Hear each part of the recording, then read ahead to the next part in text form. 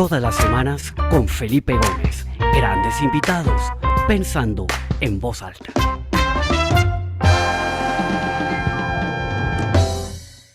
Hola, bienvenidos a todos a esta nueva edición del programa Pensando en Voz Alta, episodio número 101.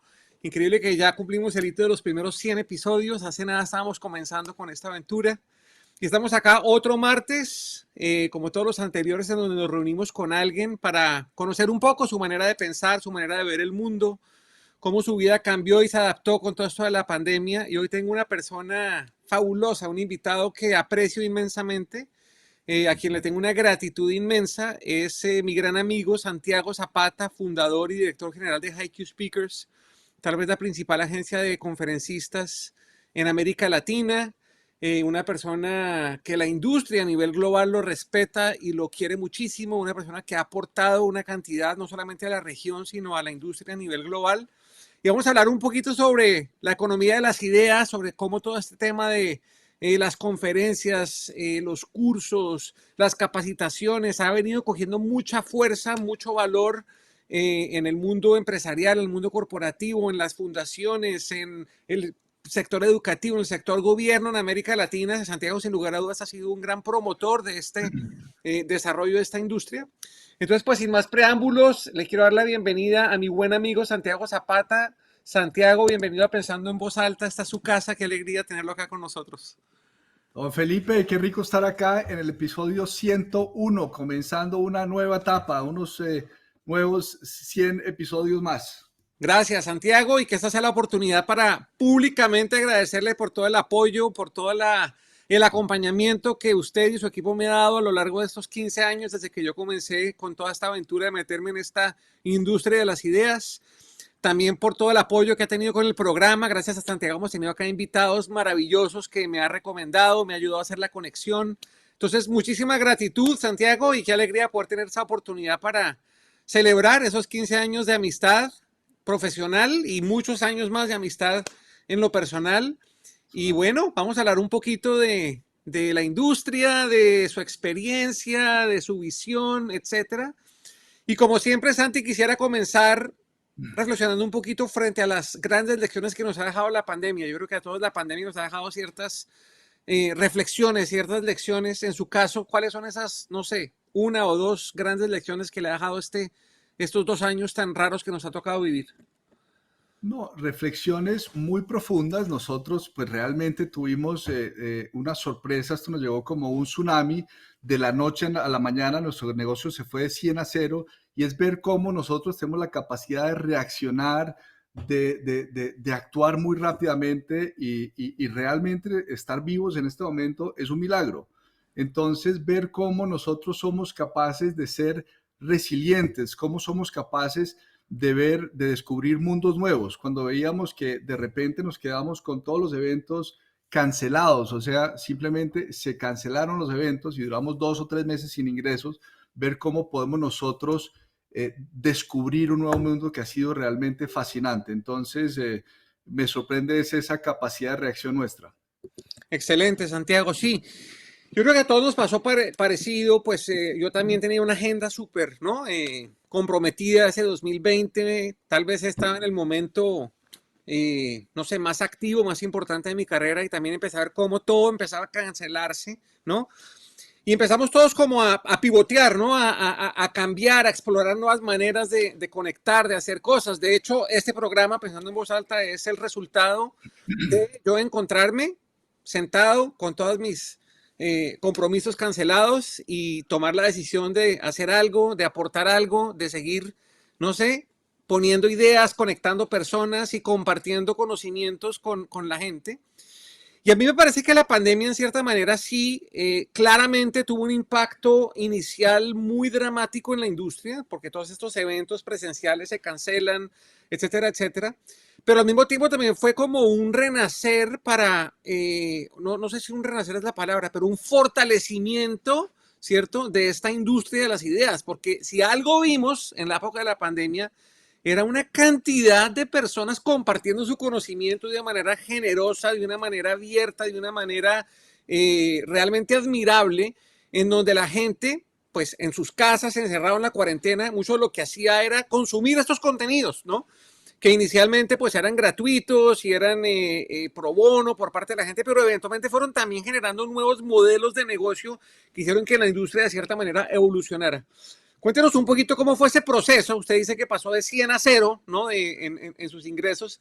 ¿Cómo fue ese proceso de ir encontrando ese nuevo balance, esos nuevos productos, esas nuevas posibilidades que hoy por hoy son parte integral de su portafolio y de la industria a nivel global? Pues el cambio ha sido profundo, dramático realmente, y vemos cómo durante mucho tiempo teníamos totalmente negado el mundo virtual. Íbamos, por ejemplo, asistíamos a las reuniones de agencias de conferencistas, hablaban de los webinars y nosotros decíamos, eso realmente no funciona, eso nada funciona igual que el cara a cara, y realmente estábamos muy equivocados. De repente, cuando llega la pandemia, nos vimos obligados a descubrir este nuevo mundo, no teníamos opción. Tuvimos que aprender de cero.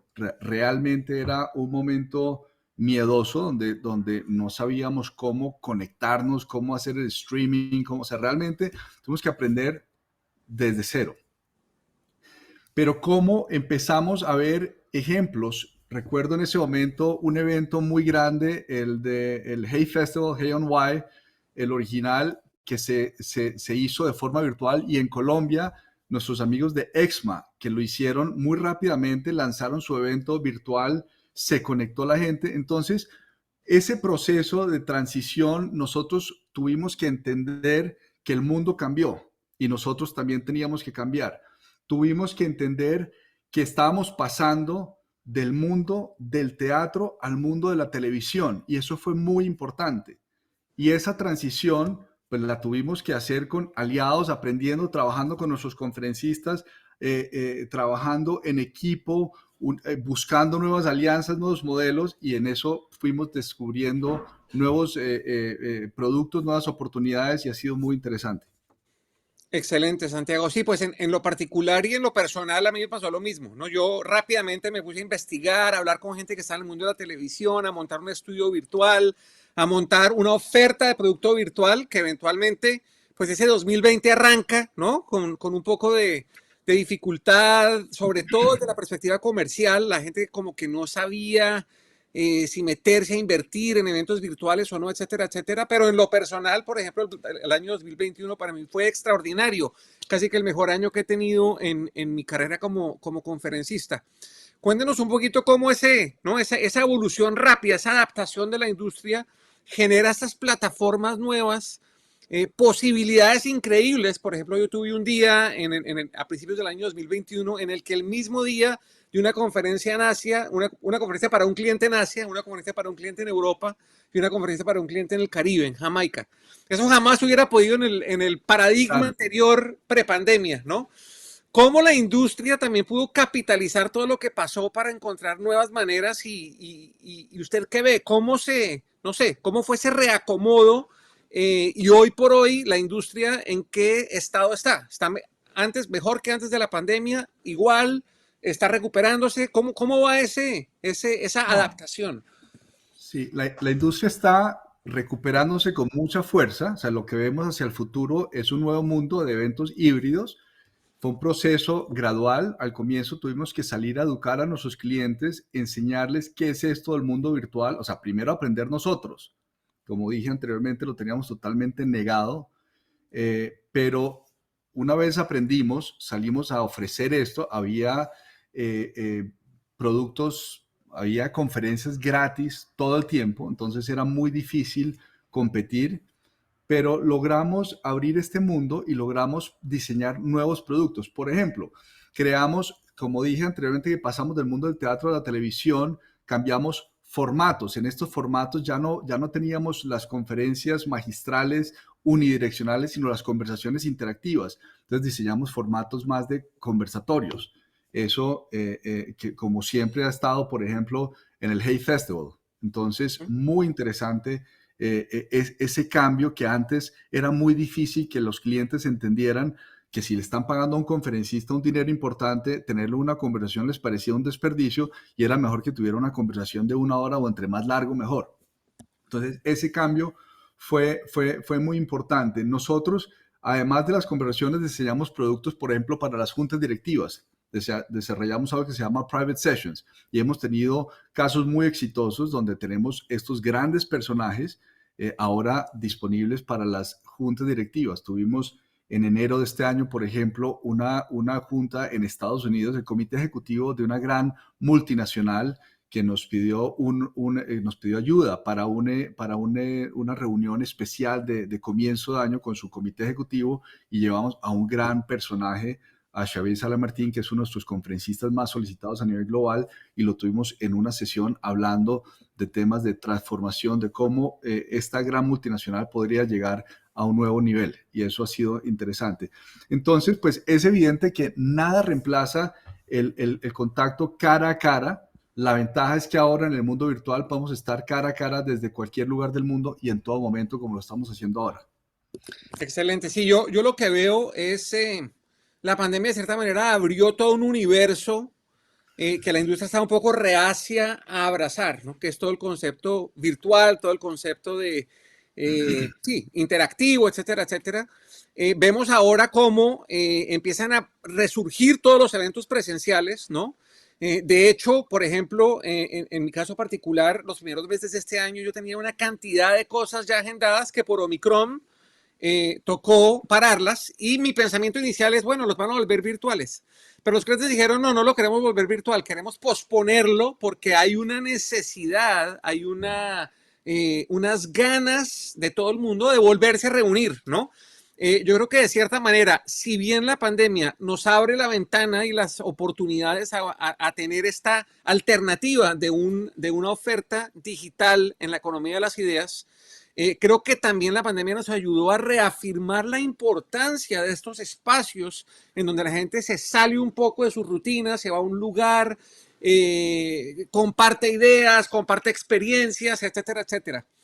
¿Qué han visto ustedes en ese sentido? Ahorita que la pandemia ha cedido un poquito, que hemos avanzado con todas las vacunas, con todo lo que ha pasado, ¿han vuelto esos eventos presenciales? ¿Han variado frente a cómo estaban anteriormente o son iguales a como eran antes? Cuéntanos un poquito cómo ese regresar a la presencialidad lo han visto ustedes y cómo lo analizan ustedes hacia el futuro.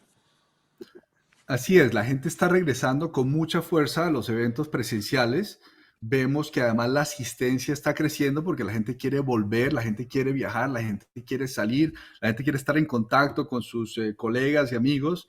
Entonces eso ha sido muy importante, pero los eventos son diferentes ahora en la medida en que son híbridos. No solamente estamos diseñando experiencias para las personas que están sentadas ahí en el auditorio, pero también para las personas que están conectadas de forma virtual, que esto antes no existía. Entonces, esto se ha multiplicado. O sea, los eventos hoy las audiencias son más grandes, pero por eso mismo hay que diseñar experiencias para los que están presentes, pero también pensar en los que se están conectando de forma virtual. Eso antes no existía. Otra cosa importante es que hoy la gente está mucho más abierta a tener opciones virtuales. ¿En qué sentido?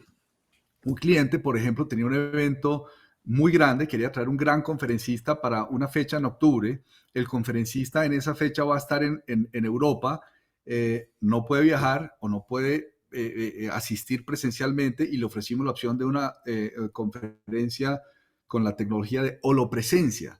Entonces, pues vamos a tener a este gran nombre presente en un evento con un holograma. Entonces, los honorarios van a ser mucho más económicos. La tecnología tiene un costo importante, pero y con todo eso cuesta la mitad de lo que le costaría a este conferencista, y el impacto va a ser enorme.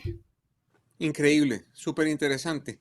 Bueno, Santiago, yo quiero que hablemos de otra cosa un poco distinto, y es, yo quiero que hagamos un viaje en el tiempo y nos devolvamos 20 años. Ustedes están cumpliendo 20 años como compañía. Y yo me acuerdo hace 20 años una conversación que tuvimos en que usted me decía, no, yo vengo del mundo de los medios, he trabajado no sé, en las grandes compañías de medios en Colombia, y yo ahora quiero pasar al consumo masivo, quiero trabajar en Gillette, manejando una línea, no sé qué, Yo le dije, no, Santi, usted tiene que montar alguna vaina relacionada con lo que hace, con las ideas. Hablamos de Stone Yamashita, una firma en San Francisco espectacular, Y en todo ese proceso de pensamiento surge la idea de montar una agencia de conferencistas hace 20 años, cuando ese negocio en América Latina y en Colombia pues era prácticamente inexistente. Casi que era muy difícil pensar que una compañía pagara para que alguien fuera a hablarle, porque había una cultura en donde todo esto eran favores, todo esto era gratis, etcétera, etcétera.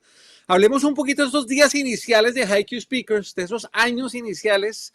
¿Cómo comenzó todo eso? Y luego avancemos 20 años y cuéntenos un poquito qué ha pasado en Colombia y en América Latina con lo que ustedes han hecho y otras personas en distintos países se han unido a fortalecer esta industria. Hablemos un poquito de eso. Así es, así es. Recuerdo esa conversación en que yo quería entrar a una gran multinacional y hacer una carrera corporativa. Y usted me decía, pero ¿por qué no monto una empresa? Y yo le decía, para montar una empresa se necesita primero una idea y segundo plata. No tengo la idea, no tengo la plata, entonces por favor no me moleste. Esa era como mi posición en ese momento. Pero luego un día esto fue hace 20 años, prendo yo a mi computador, Felipe Gómez aparece en Messenger en ese momento. ¿Qué hubo, Santi? ¿Qué ha pasado? Mire esto, me manda un enlace de una página, Stone Yamashita. Impresionante la compañía y todavía no entiendo por qué en ese instante, cuando yo veo esta página y empiezo a explorarla, digo, tengo la idea. Así como mi amigo Álvaro Cavi tiene la representación de Spencer Stuart en Colombia, voy a tener la representación de Harry Walker Agency en Colombia. De acuerdo. Contacto a Harry Walker y les presento la idea y los invito a que vengan a Colombia a conocer y les digo dónde podría ser la oficina. Y así terminan haciendo cuando me dicen, no tenemos oficinas en ninguna parte del mundo, tampoco en Colombia, ¿por qué no vienes a Nueva York y hablamos? Y estuve a las 2 semanas, viajé a Nueva York. Yo pensaba que era preferible tener una representación de una marca global como Harry Walker y no comenzar una agencia como Zapata Speakers o Latin American Speakers, pero fue un proceso realmente fascinante cómo construir, cómo crear una marca como HiQ Speakers, cómo lanzarla y luego... Claro, en ese momento, pues es una industria que tiene más de 100 años en el mercado, en Estados Unidos, en Canadá y en Europa, pero hace 20 años en América Latina todo era folclórico. Si alguien quería un conferencista, era la palanca, como decimos en Colombia, y el favor. Ah, es que este es amigo del primo de no sé quién, y todo era gratis. Nosotros llegamos un poquito para poner orden y para educar el mercado. En ese momento había 2 conferencistas profesionales en Colombia. Marcelo Arbeláez y Pedro Medina, y nosotros llegamos también como a organizar eso un poquito, a educar y luego más adelante en el año 2004 nuestro primer conferencista internacional fue el presidente Gaviria cuando salió de la OEA. Entonces con el presidente Gaviria empezamos a descubrir un nuevo mundo, empezó él también a abrirnos muchas puertas, nos puso en contacto con grandes expresidentes como el presidente Lagos, como el presidente Cardoso, bueno, con el presidente Zedillo, grandes figuras iberoamericanas como Moisés Naim y así fuimos nosotros poco a poco desarrollando este proceso. Espectacular. Yo me acuerdo muy bien de 2 eventos que HiQ Speakers hizo en sus años iniciales que me marcaron profundamente y que de cierta manera también me motivaron a explorar y a meterme en este mundo, repito, en el que Santiago y su equipo me ha dado la mano consistentemente todo este tiempo. El primero fue Nando Parrado, yo no me acuerdo el año exacto, pero yo creo que eso fue por ahí el año 2008 o 2006, no sé, un evento que hizo en el Teatro Colón, muy impactante, o sea, me impactó muchísimo el mensaje, su historia, pero sobre todo me generó una gran atracción esta actividad, ¿no? Esta actividad de uno compartir experiencias, de compartir su testimonio, de empacarlo de una manera interesante, llamativa, que a la gente le guste, se conecte, se identifique, le aporte, etcétera, etcétera. Y el otro fue este canadiense Craig Kilberger, que estuvo en un evento, creo que fue en el Centro de Convenciones CAFAM, no me acuerdo, hace mucho tiempo. Ellos dos a mí me marcaron muchísimo y me pusieron a pensar mucho si eso era lo que yo realmente quería hacer en mi vida. ¿Cuáles han sido en su caso esos 2 o 3 eventos, o esos 2 o 3 nombres, o esos 2 o 3 conferencistas cuyas ideas le han estimulado de una manera muy fuerte su vocación a esto que está haciendo, ¿no? Y que admira profundamente? ¿Cuáles serían esos momentos, ¿no?, claves que usted dijo, wow, esto es lo más chévere que existe? Pues es una pregunta muy difícil porque realmente hemos tenido tantos eventos y nombres tan interesantes que es tal vez imposible señalar unos pocos, pero sin duda ese primero que usted menciona con Nando Parrado fue en el año 2004 y fue nuestro primer evento Cuatro. internacional. El primer evento que tuvimos lo tuvimos en el Teatro Colón, Sí. que lo hicimos en alianza con el periódico El Tiempo. Trajimos a Nando Parrado para este gran evento que salimos a vender boletas y salimos a vender patrocinios y luego al día siguiente tuvimos un evento cerrado para el grupo comercial del Tiempo. Entonces eso fue muy importante porque, como le decía yo a Nando, realmente comenzamos con pie derecho y en ese momento empezamos a ver los verdes valles de Chile. O sea, cuando ve uno la historia y es todavía hasta el día de hoy, lo hablamos él y yo, nos tenemos una profunda admiración, tenemos una excelente relación y yo sigo diciendo hoy que para mí Nando Parrado es único y es tal vez el mejor conferencista del mundo. O sea, su historia es muy, muy poderosa. Sí, y tiene y además la empaca de una manera increíble porque mezcla muy bien la parte emocional con la parte racional, con todo lo que pasó. O sea, es muy, muy potente. Eh, bueno, y aparte de Nando, ¿algún otro que le haya generado así un impacto? Son muchos, o sea, por ejemplo, Benjamin Zander, que también fue muy poderoso, el presidente Frédéric de Klerk. Yo creo que Frédéric de Klerk es de esas grandes figuras que marcan la vida. Mandela, por supuesto, que es muy conocido, pero realmente Mandela llegó a ser presidente o llegó a culminar su proceso con éxito gracias al liderazgo de Frédéric de Klerk. Ujú. Entonces, el presidente de Klerk se la jugó por su país y él al final terminó pues siendo no muy querido por sus amigos porque lo veían como un traidor y por los amigos de Mandela lo veían como uno de los opresores. Entonces, pero yo creo que el nivel de liderazgo de Frédéric de Klerk fue muy, muy importante. Excelente. Bueno, ya hablamos un poco de lo que pasó con la pandemia, los orígenes de Haikyuu, de la evolución. Ahora hablemos un poco del futuro. Santiago, dediquemos estos minutos que nos faltan para pensar un poquito sobre el futuro de la industria. ¿Cómo ven ustedes, ¿no? En las reuniones de la industria, en todos estos congresos que ustedes asisten y también con su equipo? ¿Para dónde va esto? ¿No? Esto es una industria que yo la veo creciendo, fortaleciendo, con muchas posibilidades. ¿Cuál es su diagnóstico del futuro de esta industria de las ideas y del poder compartir con las personas, con colaboradores, con clientes, con distribuidores, ideas para generar fidelidad, generar entusiasmo, motivación, inspiración, etcétera? Si miramos hacia adelante, ¿cuál es ese panorama que tenemos? Sin duda yo creo que es un negocio que tiene un futuro muy interesante, lo que estamos viendo en el momento ahora con la reactivación después de la pandemia, lo que estamos viendo en términos de contenido. Esto es algo que se está renovando permanentemente. Los conferencistas que ingresan al portafolio, los temas que se renuevan también, siempre vamos a tener nuevos temas interesantes, los nuevos formatos, siempre vamos a tener estas nuevas tecnologías. Entonces, yo creo que las empresas, para nosotros, el mercado en América Latina, donde iniciamos, digamos que nacimos en Colombia, luego nos fuimos extendiendo en toda América Latina y hoy tenemos una operación internacional muy fuerte desde Miami, entonces estamos hoy en mercados mucho más globales, pero vemos que el contenido realmente cada vez es más importante. Las empresas están invirtiendo en lugar de hacer grandes fiestas o en lugar de hacer grandes cócteles, están invirtiendo en contenido para sus equipos, para sus clientes, programas de fidelización.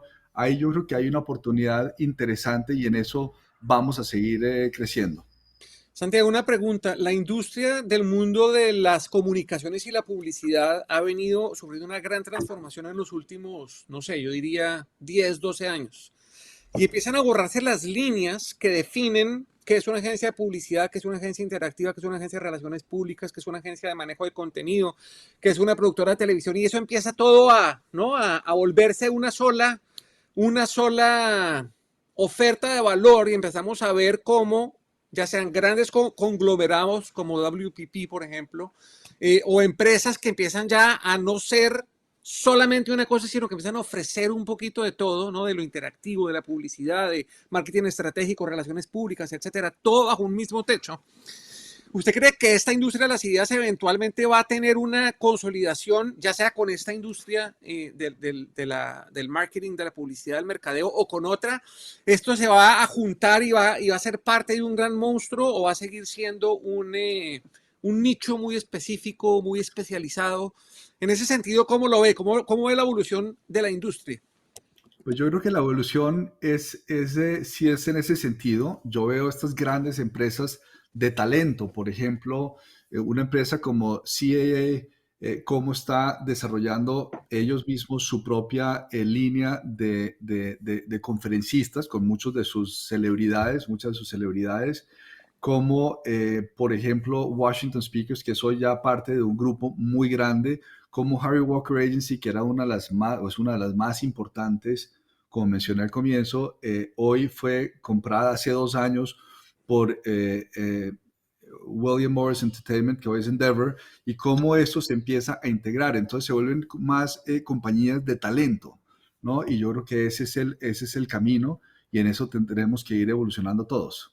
Me acuerdo también una conversación que tuvimos hace unos 15 años, Santiago, en donde yo le decía, donde hablábamos realmente que HiQ venía desarrollando un gran portafolio de pensadores, de expertos, expolíticos, bueno, en fin, un gran portafolio de conferencistas, pero que sería interesante explorar, meterse, porque es un negocio muy parecido en plataforma y en estructura, a representar personas del mundo del entretenimiento, músicos, comediantes, actores, etcétera. Y de hecho, eso es una cosa que se ve mucho en los Estados Unidos y en Europa. Compañías que manejan, ¿no? Desde artistas, cantantes, deportistas, conferencistas, todo eso comienza también ¿no? A volverse un universo, porque al final es muy parecido, ¿no?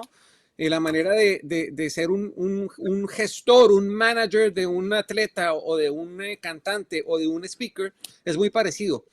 En ese sentido, usted ve que hay también tendencias a que compañías especializadas en ideas y en conocimiento se metan en otras áreas del talento para representar personas que pueden aportar, sobre todo en un mundo en donde ya casi que es un requisito combinar todo este tema del conocimiento, la experiencia, el entretenimiento, ya todo esto se comienza a convertir, ¿no? Uno ve una conferencia como el Nordic Business Forum, que es una gran plataforma en los países nórdicos, en Europa, es una cosa en donde hay música y hay contenido y esto todo se empieza a volver un solo mundo. ¿Cómo ve usted eso?